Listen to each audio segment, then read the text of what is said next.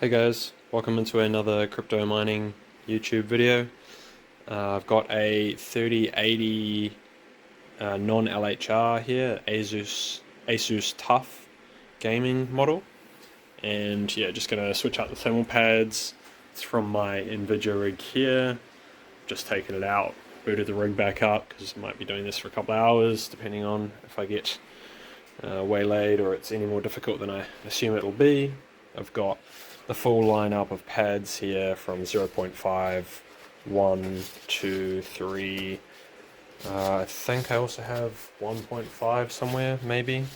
But either way, this should be all I need.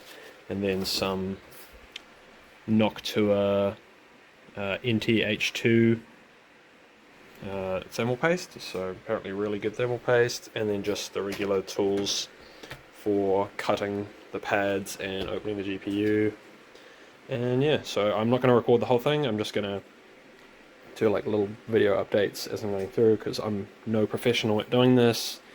Pretty much just figuring it out as I go. I've only ever changed the pads on one other 3080, and I did it yesterday, and it actually turned out really well. I managed to decrease my NIM temps on that one by about 30 something degrees, or maybe even 40, something like insane. So yeah, gonna give it a go with this one, and then hopefully I will no longer have to worry about any of the temps on my GPUs. So yeah, I'm gonna crack into this and then just give you video updates along the way. Hey guys, bit of an update here. So I've got the backplate off. This is actually all apart, it's just sitting on here at the moment. So I had to take the rest of it off first, and then I was able to get this with screws to take off the backplate.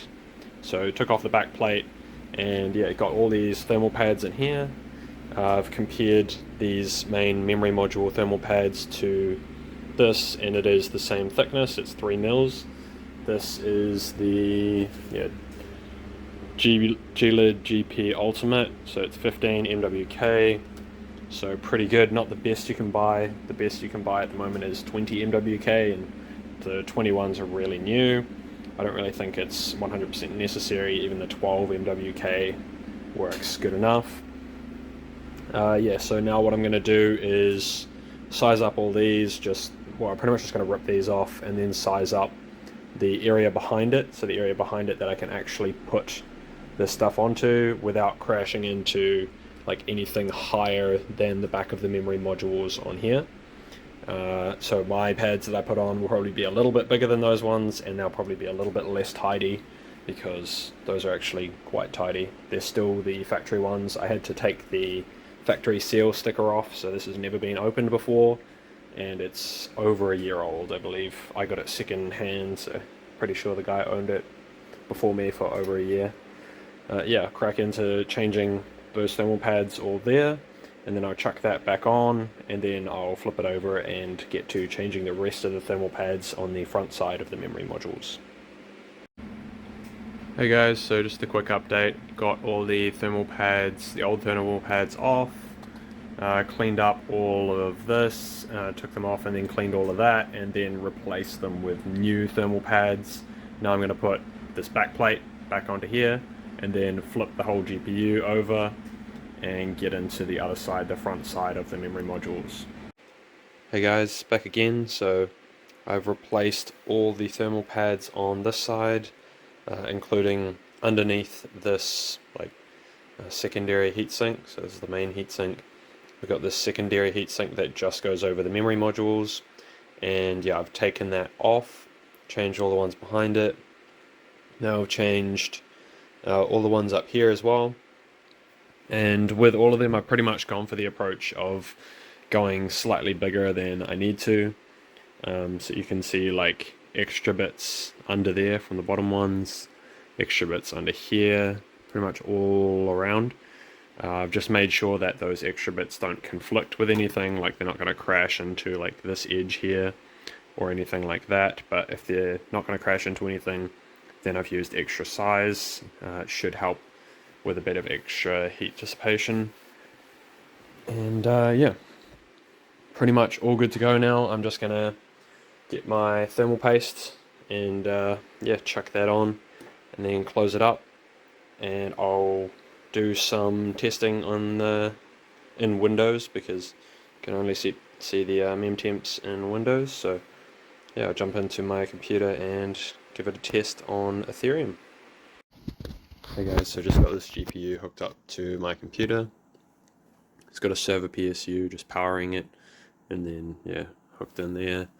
Got it going. It's never been able to do more than about 95 mega hash, not stably. So as we can see in the temps here, I've got it running at the lowest fans I can do to have it hit 100 degrees on the mem. So yeah, we can see 59 on the fans in order to have it hit 100 on the memory. And all I'm going to do is take note of the core temp, which is 52.5 there. And then I'm just never going to let it get over 52.5 on the core temp while it's in HiveOS. And yeah, essentially if I don't let it go above that temp, then the memory will never be over 100, and yeah, should be safe, not damaging it. Yeah, while it's in use in Hive, I'll just chuck the fans to 100%. Well, I'm using my onboard. Oh no, there we go, crashed. Yeah, so that's why we don't go to 100 degrees on the mem.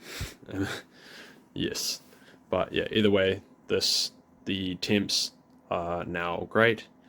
Well, not as good as the other card. The other card was at like so much better. The HP Omen card 3080 that I did. But I'm also going to do an additional thing here on the back. So these right underneath where I'm touching here, which is pretty damn hot as you'd expect, pretty much burnt my finger. I'm going to try and get, at least on some of them, oh yeah, I'll have to move this. When I put it in the rig, this cable will have to be down the bottom.